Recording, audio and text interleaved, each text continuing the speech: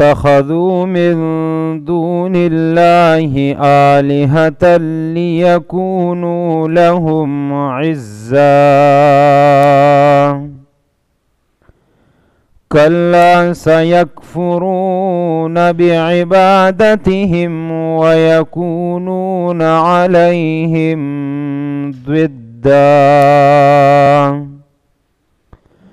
ألم تر أنا أرسلنا الشياطين على الكافرين تؤزهم أزا فلا تعجل عليهم إنما نعد لهم عدا يوم نحشر المتقين إلى الرحمن وفدا ونسوق المجرمين إلى جهنم وردا لا يملكون الشفاعة إلا من اتخذ عند الرحمن عهدا. شپاړسمه پاره سورة مریم 81 نمبر آیت ته د کافرانو مشرکانو خلقو حالات اغا ذکر کېدل. مخکی درې حالات اغا بیان شو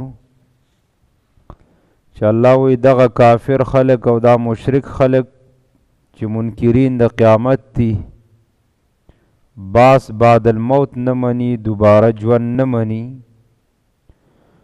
نو دا غوی بیا الله رب العالمین 15 حالات اغا ذکر کړل چې زجرونه ولا ورکړو، تخویفات یری بیان کړي. بیا دویم حالت دا ذکر شو چې دغه رنگ دا خلق منکرین قرآن هم دي، د قرآن کریم آیاتونه هم نه مني. دریم حالت بیگا درس کې تیر شو چې دوی کوي کفر او شرک او بیا تمه د خیر لري.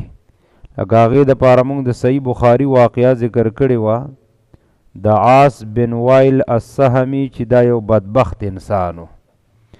اوس دی آیت کې الله رب العالمین سلورم حالت د دوی ذکر کوي او دا سلورم زجر. الله فرمایي دغه خلکو د مشرکانو په دې دنیا کې ډیر معبودان باطله ما سره شریکان کړي دي. رامدد شورته وي، نظرانی شکرانی د هغوی په نومونو باندې ورکوي، فریاد رسی گنی، غوثان ورتوي.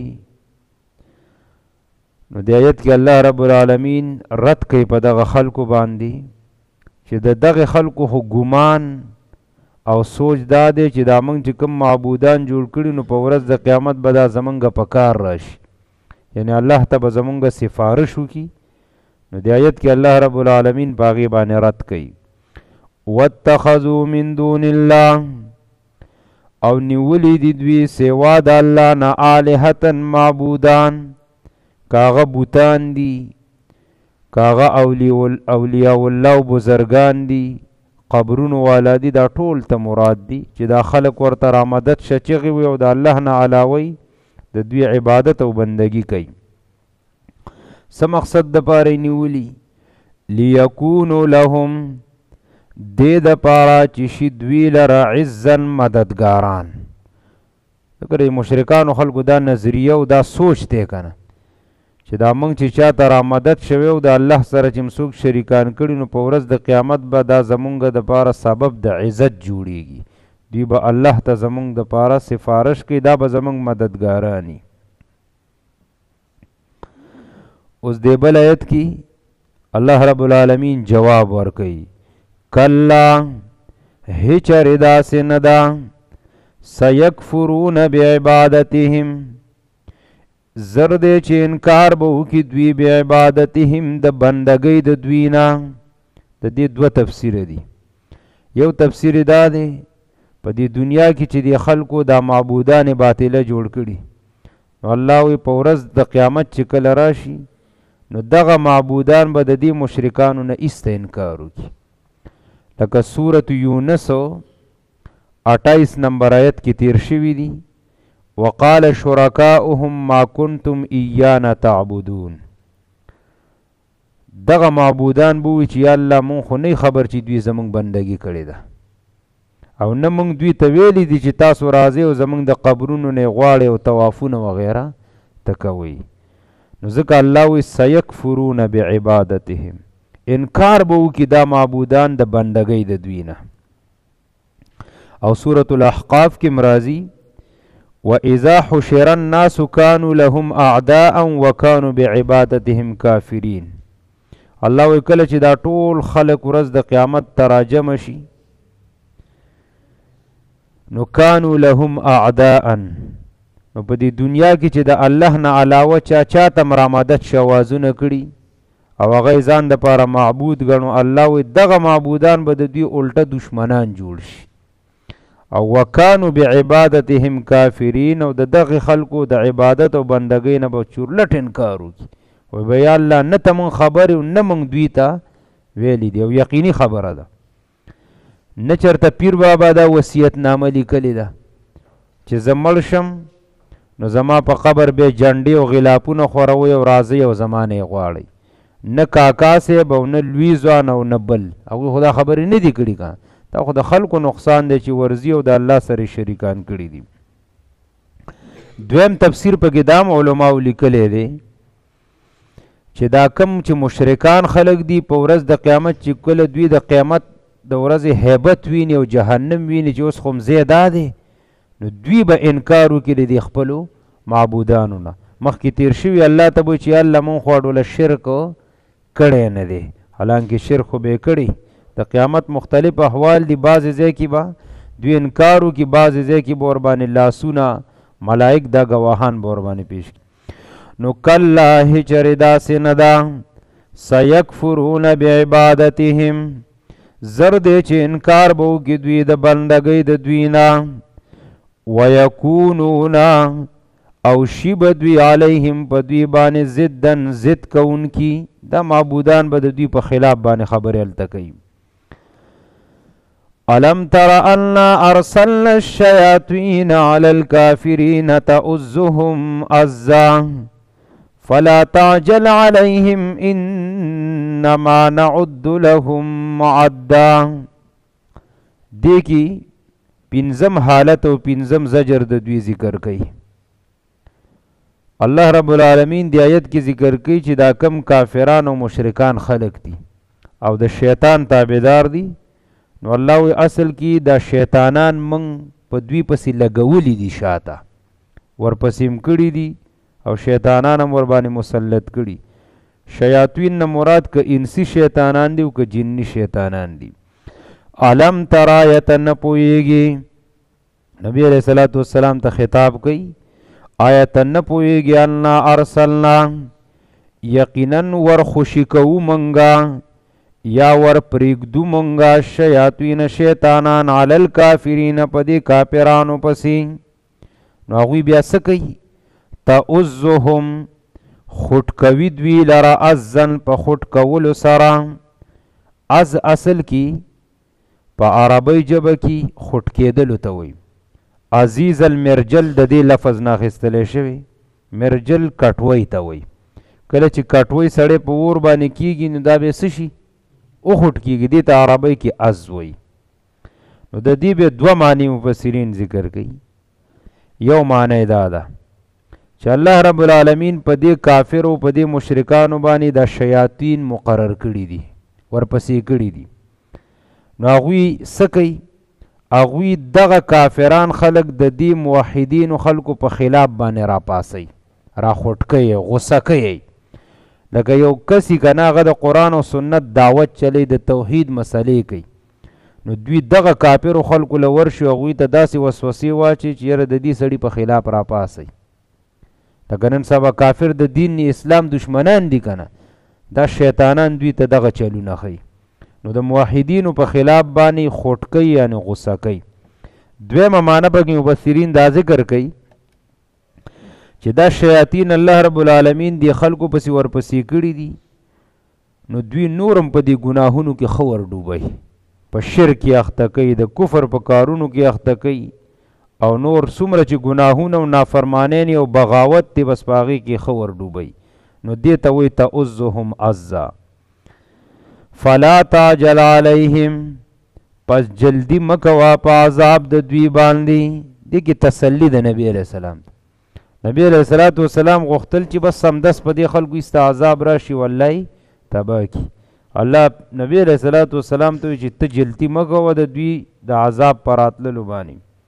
ولې د الله قانون دا د مخکې تیر شو چې فلیمدد له الرحمن مده، الله رب العالمین مهلت ورکوي.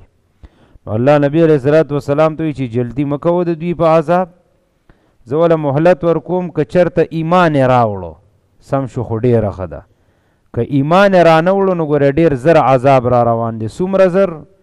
انما نعد لهم عدا، یقینا شمارو موږ دوی لره ورځې او شپې عدن په شمارلو سره.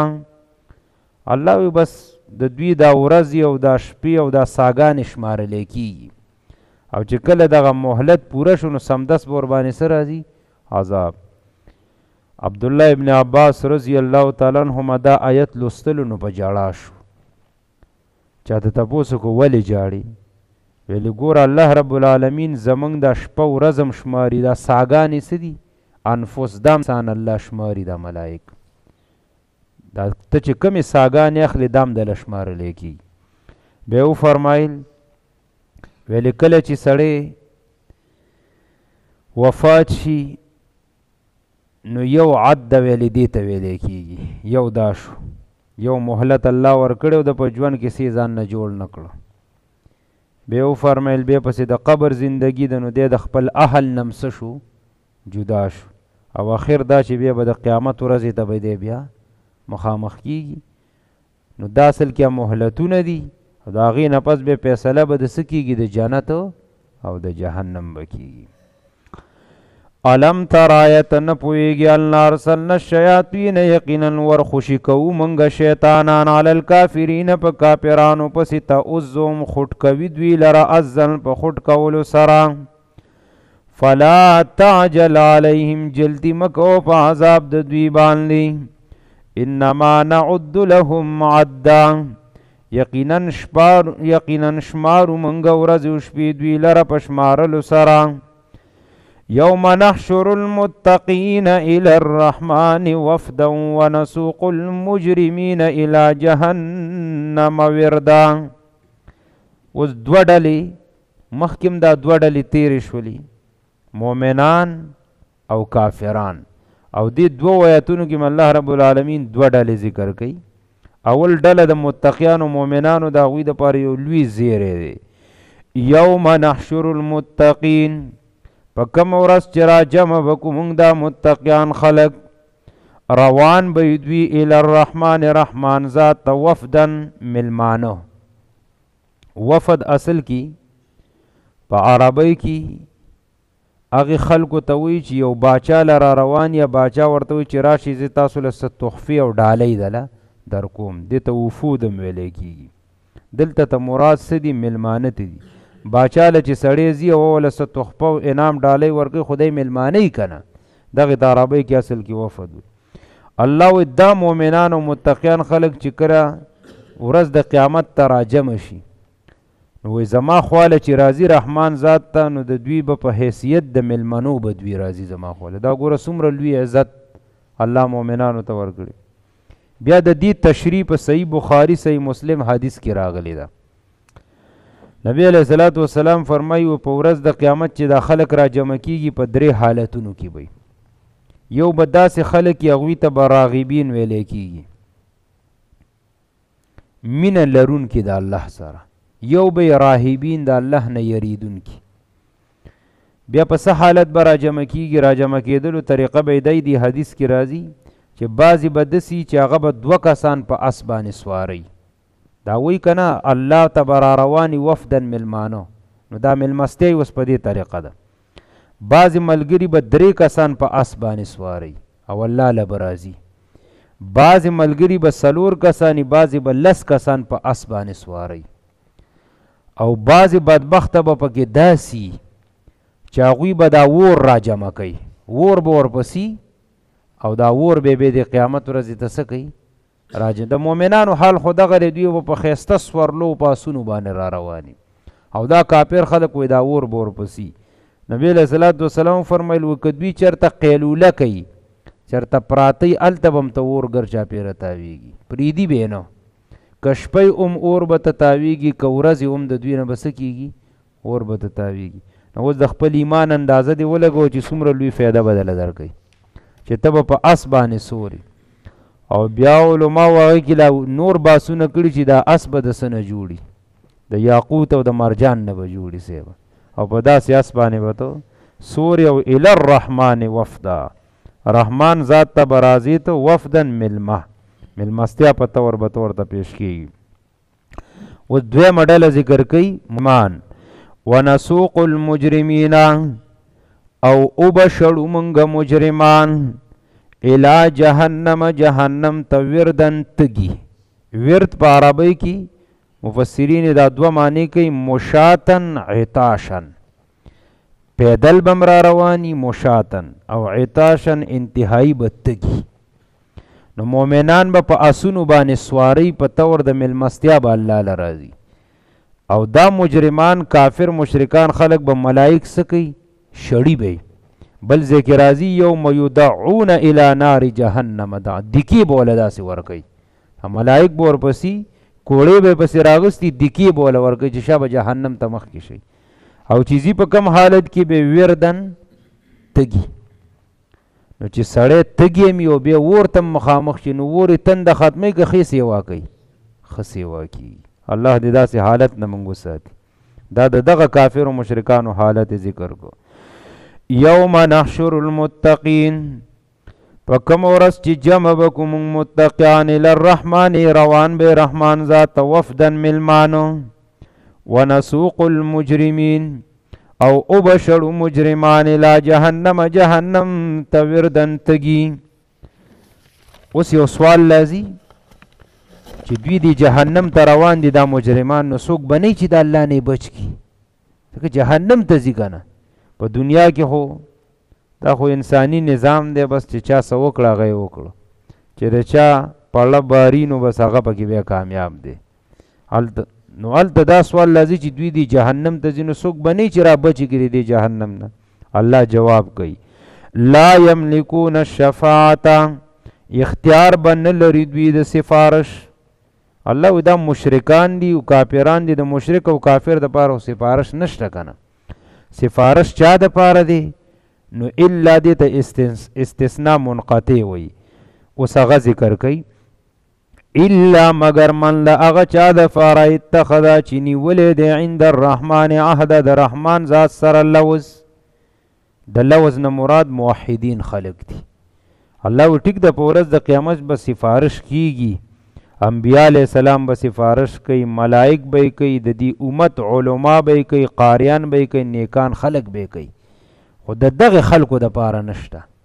مشرکان کافر خلکو دپاره به سفارش نه وي، دی به ډایرک ځي جهنم ته.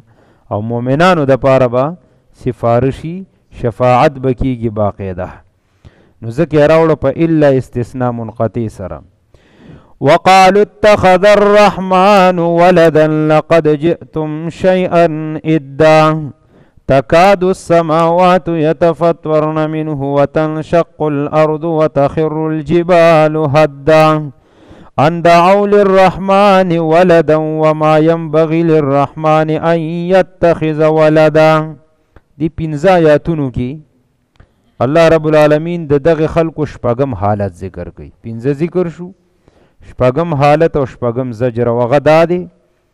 ګوره دا یې د سورة الکهف په شروع کې هم داسې ویلو، او دلته د سورة مریم په آخره کې بیا مسله راوړه.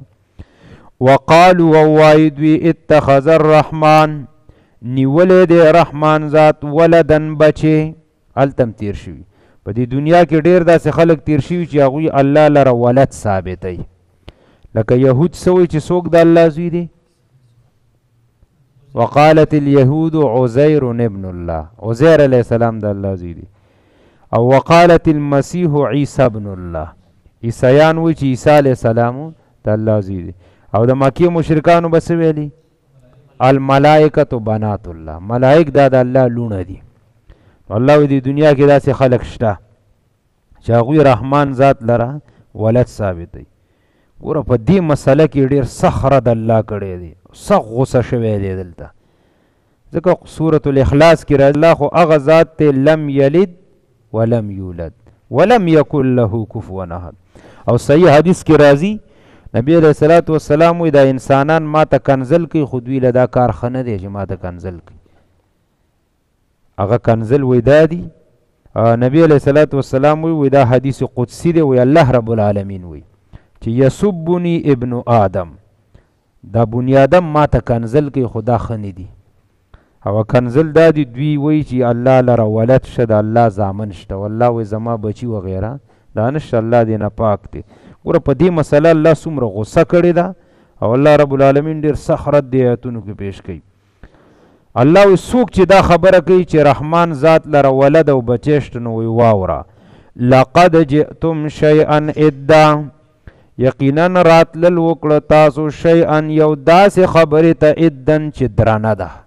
الله وی دا خو ډېره درانه او ډېره بدترینه ګناه ده چې څوک داسې خبرې کوي چې الله لره ولد شته.